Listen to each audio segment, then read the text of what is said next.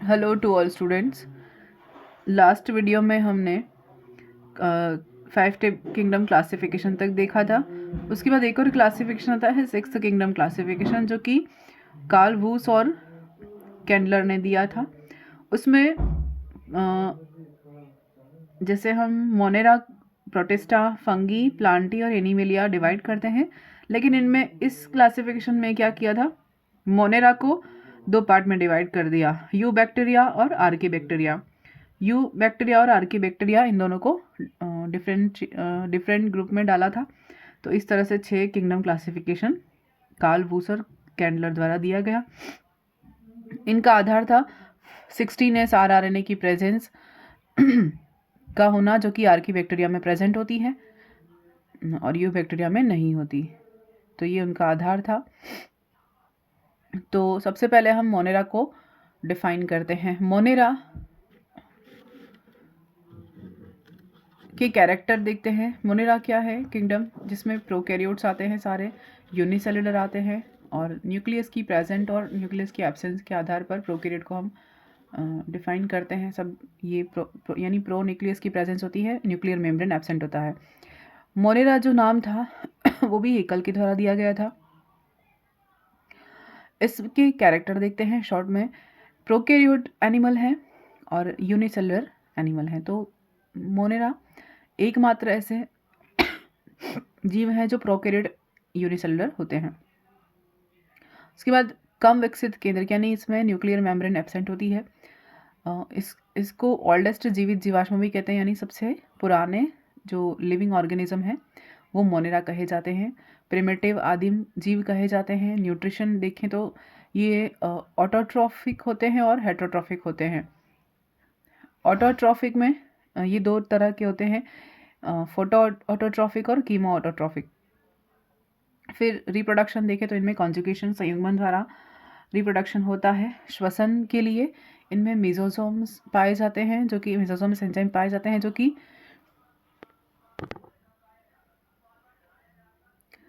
और श्वसन में मेसोसोम के ऊपर एंजाइम पाए जाते हैं, मेसोसोमल एंजाइम, जो कि अंतर्वलन होता है सेल में, प्लाज्मा मेम्ब्रेन का।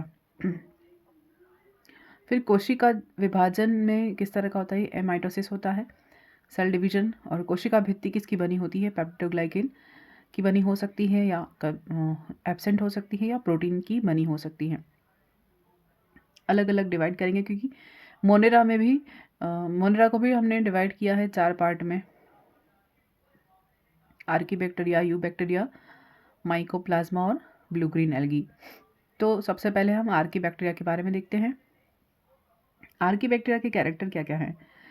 ये आर्की बैक्टीरिया एडवर्स कंडीशन में सर्वाइव कर सकते हैं, हार्श कंडीशन में सर्वाइव कर सकते हैं, इनकी नेचुरल डेथ नहीं होती, और इनकी कोशिका भित्ति पेप्टिडोग्लाइकेन की नहीं बनी होती। ये इम्पॉर्टेंट है, क्योंकि अगर मोनेरा पूछा जाए तो मोनेरा में हम बैक्टीरिया को ही कंसिडर करते हैं, और बैक्टीरिया की अगर सेल वॉल पूछ ली जाती है तो हम पेप्टिडोग्लाइकेन सही कर देते हैं। लेकिन आर्की बैक्टीरिया में पेप्टिडोग्लाइकेन सेल वॉल एब्सेंट होती है।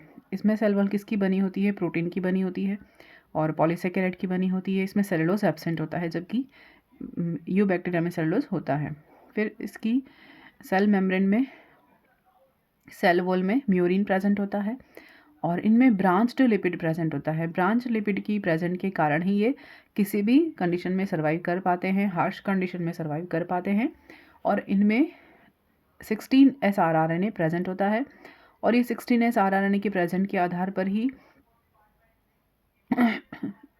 आर्की बैक्टीरिया, यू बैक्टीरिया को डिफ्रेंशिएट किया है 6th किंगडम क्लासिफिकेशन के अंदर, जैसे पहले मैंने बताया था। इसके एग्जांपल देखते हैं। मिथेनोजन बैक्टीरिया आर्की बैक्टीरिया का एग्जांपल है, और ये क्या करते हैं? मिथेनोजन बैक्टीरिया ये मिथेन प्रोड्यूस करते हैं। कहाँ पाए जाते हैं? सीवेज में पाए जाते हैं। कार्बन डाइऑक्साइड से मिथेन प्रोड्यूस करते हैं। और मवेशी की रुमेन में जो मिथेनोजन बैक्टीरिया प्रेजेंट होते हैं, ये ऑब्लिगेटरी पैरासाइट होते हैं, यानी अविकल्पी परजीवी होते हैं, यानी इसके अलावा वो कहीं नहीं पाए जाते। और मवेशियों की रुमेन के अलावा वह कहीं नहीं पाए जाते, इसलिए इन्हें ऑब्लिगेटरी पैरासाइट कहते हैं।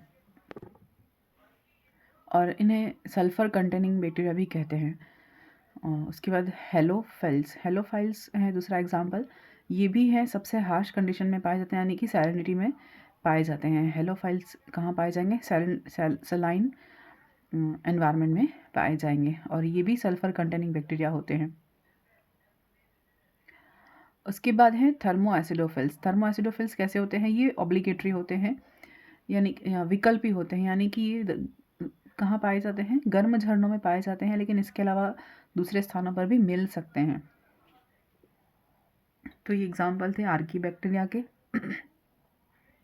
इसमें से ये जो दोनों है वो सल्फर बैक्टीरिया होता है कहे जाते हैं, लेकिन ये सल्फर बैक्टीरिया नहीं कहा जाता।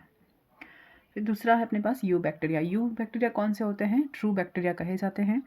सबसे पहले एंटोन वन ल्यूवेनहॉक ने देखा था, इन्हें एनिमलक्यूल कहा था।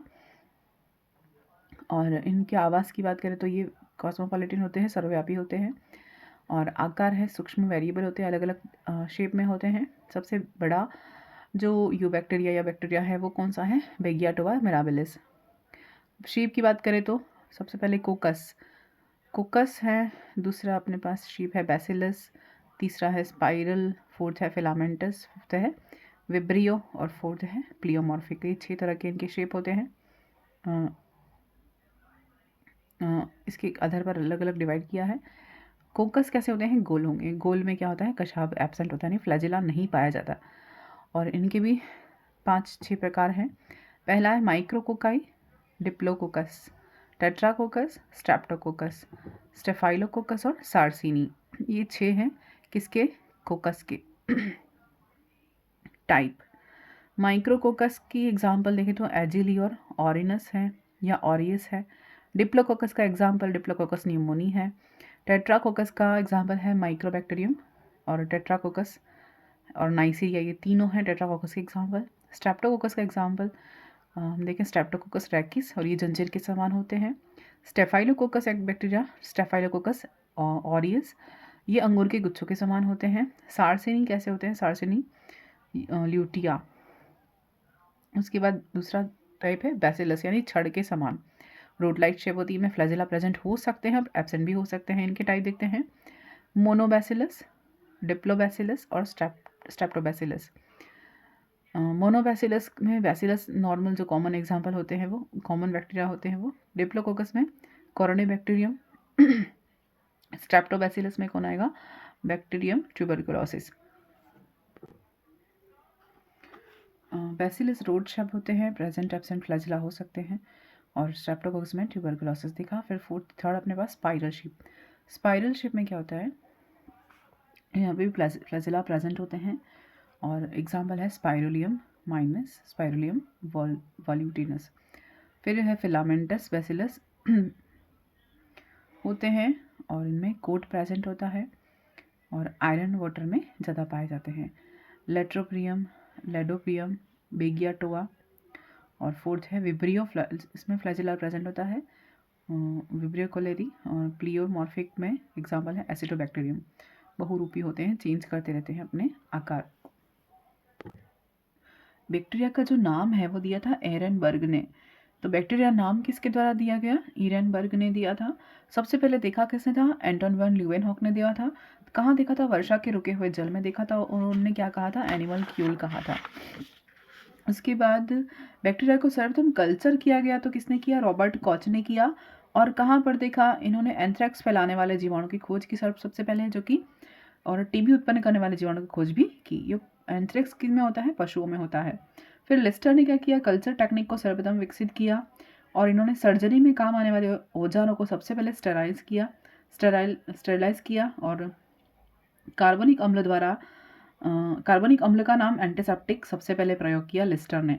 तो ये सब बैक्टीरिया की खोज के साथ ही हुआ था। उसके बाद एंटोन वन ल्यूवेनहॉक को फादर ऑफ बैक्टीरियोलॉजी भी कहते हैं। एंटोन वन ल्यूवेनहॉक को क्या कहते हैं? फादर ऑफ बैक्टीरियोलॉजी कहते हैं। उसके बाद लुई पास्चर ने क्या किया? ग्राम थ्योरी दी थी। उन्होंने जीवाणु को जर्म थ्योरी दी थी। जीवाणु को क्या बोला? जर्म कहा।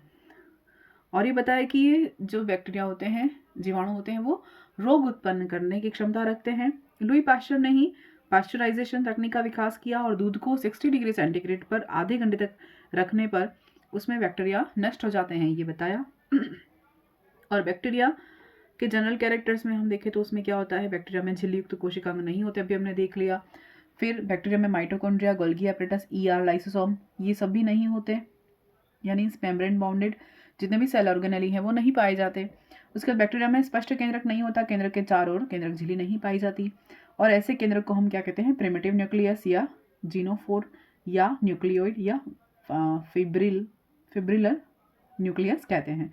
बैक्टीरिया के केंद्रिका या न्यूक्लियस में न्यूक्लियोलस भी नहीं पाई जाती। बैक्टीरिया में क्या नहीं पाया जाता, केंद्रिका या न्यूक्लियोलस यानी कि केंद्रकाभ जो होता है वो नहीं पाया जाता। बैक्टीरिया क्या होता है, एक सिंगल हम कहें आभासी गुणसूत्र होता है इसमें, जो सर्कुलर डीएनए और नॉन हिस्टोन प्रोटीन युक्त होता है। इनमें क्या होता है, एक आभासी गुणसूत्र होता है जो कि सर्कुलर डीएनए होता है और नॉन हिस्टोन प्रोटीन होता है, हिस्टोन नहीं पाया जाता बैक्टीरिया के अंदर। बैक्टीरिया में एक एक्स्ट्रा जो क्रोमोसोमल डीएनए पाया जाता है उसे प्लाज्मिड कहते हैं। ये प्लाज्मिड क्या करता है, जब जेनेटिक इंजीनियरिंग हम पढ़ते हैं तब वहाँ प्लाज्मिड को अच्छे से स्टडी करते हैं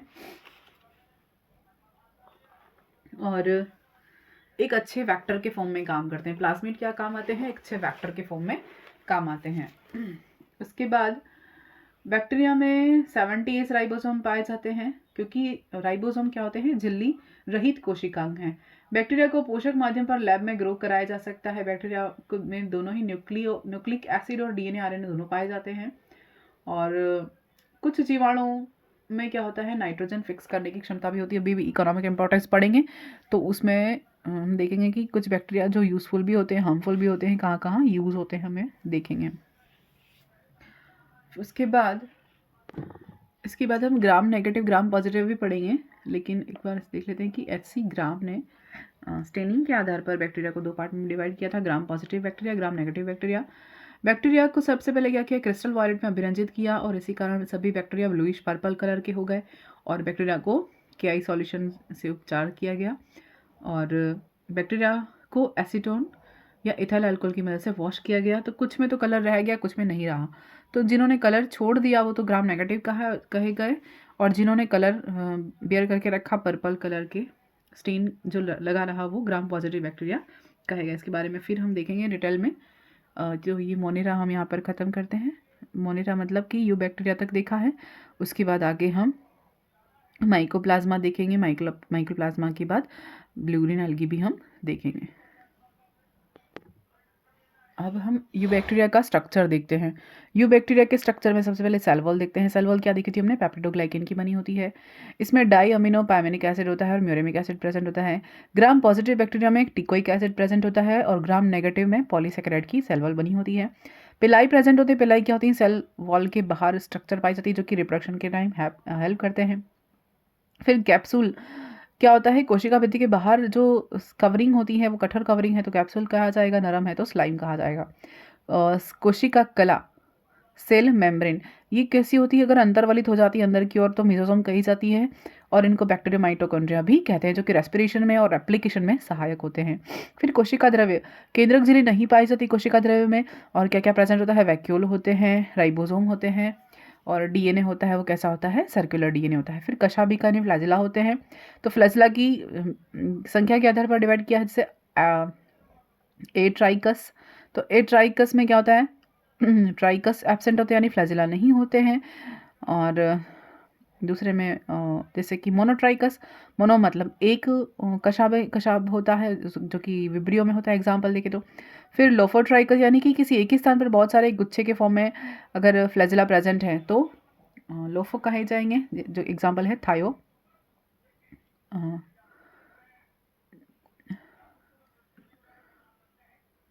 और उसके बाद है एम्फीट्राइकस। एम्फीट्राइकस में दोनों ओर प्रेजेंट होते हैं, नाइट्रोसोमोनास एग्जाम्पल हो गया, थायोबैसिलस है ये। और पेरिट्राइकस में चारों ओर प्रेजेंट हो तो बेसिलस टाइफस। ये बैक्टीरिया में चारों ओर अगर फ्लैजिला प्रेजेंट है तो पेरिट्राइफस कहा जाएगा। फिर न्यूट्रिशन देखे तो 2 प्रकार के होता है, ऑटोट्रॉफिक और हेट्रोट्रॉफिक। उसके बाद ऑटोट्रॉफिक में 2 तरह के हैं, फोटो ऑटोट्रॉफिक यानी प्रकाश संश्लेषी और कीमो ऑटोट्रॉफिक रसायन संश्लेषी। इसमें फोटो में क्या होता है, क्लोरोफिल उपस्थित होता है, क्रोमेटोफोर प्रेजेंट होता है। बैक्टीरिया क्लोरोफिल से पर्पल सल्फर बैक्टीरिया जो होते हैं वो इनमें ऑटोट्रॉफिक न्यूट्रिशन पाया जाता है। उसके बाद बैक्टीरिया विरिडीन में भी, जो कि ग्राम सल्फर बैक्टीरिया कहे जाते हैं, उनमें भी फोटोट्रॉफिक होते हैं। फिर कीमो में क्या होता है, sulphur bacteria, iron bacteria, carbon bacteria, methane यानी मिथेनोजन बैक्टीरिया और नाइट्रोजन बैक्टीरिया, ये सारे कैसे हैं, कीमो ऑटोट्रॉफिक है। उसके बाद रिप्रोडक्शन की बात करें तो रिप्रोडक्शन 3 प्रकार का होता है, वेजिटेटिव, सेक्सुअल और असेक्सुअल। रेस्पिरेशन की बात करें तो इनमें मेसोसोम पाए जाते हैं और एरोबिक रेस्पिरेशन भी पाया जाता है और एनएरोबिक रेस्पिरेशन भी पाया जाता है। उसके बाद रिप्रोडक्शन में तो वेजिटेटिव में 2 टाइप होते हैं, बाइनरी और बडिंग के थ्रू। बाइनरी फिजन और बडिंग के थ्रू 2 तरह से वेजिटेटिव प्रोपोगेशन होता है या वेजिटेटिव रिप्रोडक्शन होता है। असेक्सुअल में भी देखो, कॉनिडिया के द्वारा, एंडोस्पोर के द्वारा, जूस्पोर के द्वारा और सिस्ट के द्वारा। तो कॉनिडिया के द्वारा स्ट्रेप्टोमाइसिस सेरेविसी, एंडोस्पर्म में क्या होता है, इनर कवरिंग बन जाती है। जूस्पोर में क्या होता है, साइटोप्लाज्म जो होता है वो कॉन्ट्रैक्ट हो जाता है और जूस्पोर बन जाते हैं। सिस्ट में कवरिंग पड़ जाती है, हार्ड कवरिंग। फिर बहुत सारे सिस्ट बन जाते हैं बॉडी के अंदर। उसके बाद सेक्सुअल रिप्रोडक्शन के लिए किसने दिया था, लेडरबर्ग टैटम ने सबसे पहले सेक्सुअल रिप्रोडक्शन बताया था बैक्टीरिया के अंदर। और टाइप क्या था, कॉन्जुगेशन होता है सबसे पहला टाइप, दूसरा होता है ट्रांसफॉर्मेशन, तीसरा होता है ट्रांसडक्शन। कॉन्जुगेशन लेडरबर्ग टैटम ने दिया था, ई कोलाई में स्टडी किया था। और ट्रांसफॉर्मेशन ग्रिफिथ ने दिया था, किसमें किया था, डिप्लोकोकस न्यूमोनिया, इंपॉर्टेंट है, इसमें पूछा जाता है। और क्योंकि जो न्यूमोनिया करने वाला जो बैक्टीरिया है वो स्ट्रेप्टोकोकाई न्यूमोनिया है, लेकिन यहाँ पर क्या है, ग्रिफिथ ने जो एक्सपेरिमेंट किया था वो किस पर किया था, डिप्लोकोकस न्यूमोनिया पर किया था, इसलिए याद रखना है। फिर ट्रांसडक्शन लेडरबर्ग और जैंडर, इन दोनों ने ट्रांसडक्शन पर प्रयोग किया था, यानी ट्रांसडक्शन के बारे में बताया था। और किस पर किया था, साल्मोनेला टाइफी पर किया था, ये भी क्वेश्चन बनता है, यानी कि बैक्टीरियोफेज पर किया था। फिर इकोनॉमिक इंपॉर्टेंस देखते हैं। बेनिफिशियल, यानी कि बैक्टीरिया हमारे लिए बेनिफिशियल किस तरह से हो सकते हैं, तो ये क्योंकि ये नाइट्रोजन फिक्सेशन करते हैं, फिर डेयरी प्रोडक्ट्स में काम आते हैं, केमिकल इंडस्ट्री में यूज़ होते हैं, सिल्क इंडस्ट्री में यूज़ होते हैं, एंटीबायोटिक के लिए यूज़ होते हैं और इंसेक्ट कंट्रोल के लिए यूज़ होते हैं। और हार्मफुल तो हैं ही बहुत सारे, उसके लिए अलग से हम पढ़ेंगे क्योंकि बहुत डिटेल में है। बैक्टीरियल डिजीज़ बहुत सारी अलग अलग हैं। फिर देखते हैं ग्राम पॉजिटिव ग्राम नेगेटिव के बारे में देख लिया था हमने, क्रिस्टन ग्राम ने 1884 में सबसे पहले बताया था। और क्या क्या कैरेक्टर है, सेल वॉल में टिकोइक अम्ल प्रेजेंट होता है, ग्राम पॉजिटिव में पेप्टिडोग्लाइकेन प्रेजेंट होती है, सेल वॉल मोटी होती है, लिपोपॉलीसेकेराइड की मात्रा कम पाई जाती है, यानी लिपिड की मात्रा कम पाई जाती है, अमीनो एसिड्स कम प्रकार के होते हैं, आरएनए और डीएनए का जो रेशो होता है वो 8:1 होता है, एंटीबॉडी के प्रति कम प्रतिरोधी होते हैं, इसलिए कम हार्मफुल होते हैं, और जबकि ये ज़्यादा हार्मफुल होते हैं। एग्जाम्पल देखें तो एक्टिनोमाइसिटीज़, फिर कोरोनी बैक्टीरियम, फिर बैसिलस, क्लोस्ट्रिडियम और स्ट्रेप्टोकोकस, ये सारे एग्जाम्पल किसके हैं, ग्राम पॉजिटिव के हैं। ग्राम नेगेटिव के क्या है, इनमें सेल वॉल कैसी है, स्टेन करते हैं ये वाले और ये स्टेन नहीं करते। पॉजिटिव तो स्टेन करेंगे, ये स्टेन नहीं देंगे। फिर सेल वॉल में टिकोइक अम्ल नहीं होता, पेप्टिडोग्लाइकेन नहीं पाई जाती, सेल वॉल पतली होती है, सेल वॉल में लिपोपॉलीसेकेराइड बहुत अधिक मात्रा में होता है, लिपिड की मात्रा बहुत ज़्यादा होती है, अमीनो एसिड्स के प्रकार अधिक होते हैं, और डीएनए आरएनए का रेशो जो होता है 1:1 होता है। ये अधिक प्रतिरोधी होते हैं, इसलिए ज़्यादा हार्मफुल होते हैं, इजीली इसको नष्ट नहीं कर पाते। एग्जाम्पल देखें, राइजोबियम, स्यूडोमोनास, साल्मोनेला और विब्रियो कोलेरी।